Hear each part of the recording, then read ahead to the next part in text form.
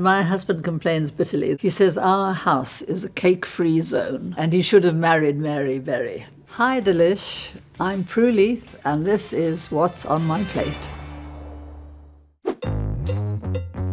First thing I do when I wake up in the morning, like all good Brits, is I have a cup of tea, which has to be decaf and with cow's milk. I mean, I don't mind almond milk or oat milk in coffee, but really, a cow makes perfectly good milk. I don't normally have breakfast because I eat too much generally, and I'm not hungry in the morning, so it's a good opportunity to just not eat. But if I'm in a hotel and I can't resist it because there's this wonderful buffet, then I'll have yogurt and granola and fruit or something like that. The only time I make breakfast at home is when I have the whole family there, and then I make good old-fashioned British fry-up. Sausage, bacon, fried bread, mushrooms, eggs, everything that I can lay my hands on. Is there any food that you think Americans do better? Well, I think generally Americans do breakfast better than we do. To eat breakfast in a diner in New York is a great pleasure. The thing I love about American breakfast is I think you make the best eggs Benedict, much better than the French, for example.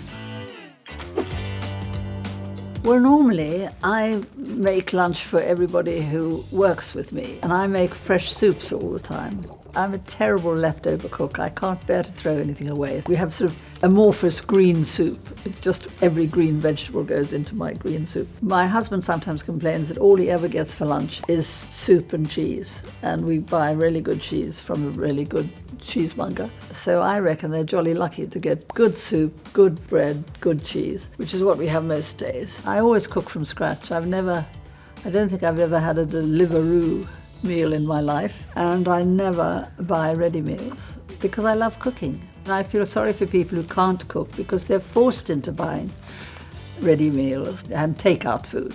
I'm not a snob about food. I mean, I often buy frozen puff pastry, for example, because the puff pastry that you buy frozen, most of it is really good quality, and all it is butter and flour, which is how you'd make it. Do you ever get takeout? If I was buying a takeout, it would probably be pizza, because you know what the ingredients are. And they're delicious, good pizza's lovely. I like Nando's. I just like their grilled chicken, and I prefer the thighs. You can buy the sauce in the supermarket now. And I often tell people, you just roll the pieces in Nando's, stick it in the air fryer, gets all crispy all under it and over it, and it's absolutely lovely. I almost never eat any snacks between meals. I might perhaps eat a plum or an apricot or a bit of fruit. Maybe it's because I'm so old, but I really sort of disapprove of it because I think what snacks do is it takes the edge off your appetite. Not enough to stop you eating the next thing, but to stop you enjoying it as much as you would. If you were standing on a railway station, you just look at everybody. Everybody's holding a bar of chocolate, popcorn or something, and then you have meals as well. Dinner is my favourite meal. I think my favourite dish, if I've got time to make it, is a French cassoulet. It's basically a bean stew, but it has in it some spicy sausage, confit of duck in there, or slow-cooked lamb, or it doesn't really matter what. It's some meaty thing, but slow-cooked with beans. If I want to butter up my husband, I will get a really good tomahawk steak or a ribeye steak. Cook it very fast on a griddle so that it is perfectly rare in the middle, and a really good steak is such a treat. We don't eat it often, but when we do, we get the best, and it's lovely. If I'm not working, John and I will just eat in, but every now and again we'll go to a pub. We tend to try to find pubs that still do really old-fashioned things like sausages and mash, or ham, egg and chips is the classic English pub dish, but you can hardly get them anymore. They've all become gentrified and they have very smart food. It is quite a treat to find an old-fashioned pub that still gives you egg and chips.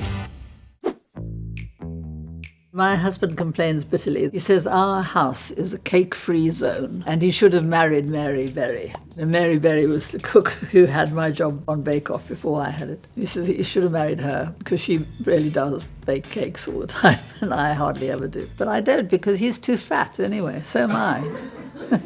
Go-to dessert, mostly what we eat, is yogurt with different toppings. It's wonderful because it's creamy, but it's not as unhealthy as just whipped cream or something. But you can put all sorts of things on it, fresh fruit or crunchy tops or crumbled up biscuit or nuts, toasted nuts. It's a very good base for anything. I think my favourite dessert to make is probably a trifle, which is very English, but I love it. And you can make trifle out of any old leftover, piece of leftover cake or raisin bread or brioche or even stale croissant, and you just put some sort of jam or spread, lemon curd or marmalade or something on it, put it in a bowl, pour booze all over it, any kind of booze you like. Classically it would be sherry. Get it really well soaked, then custard, and then cream on top. It's lovely.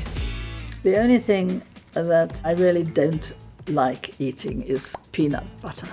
And Americans love peanut butter, and the bakers are inclined to put peanut butter into cakes a lot. And I have to just pretend that I like it, because it's not the baker's fault that the judge doesn't like peanut butter.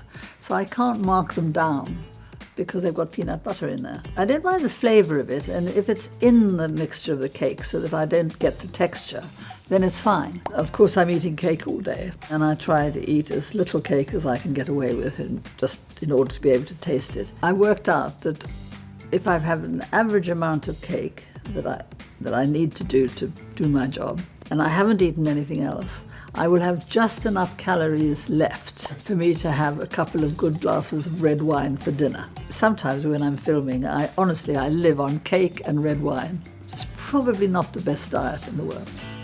Thanks very much for watching, and please be sure to watch The Great American Baking Show, streaming now on the Roku channel.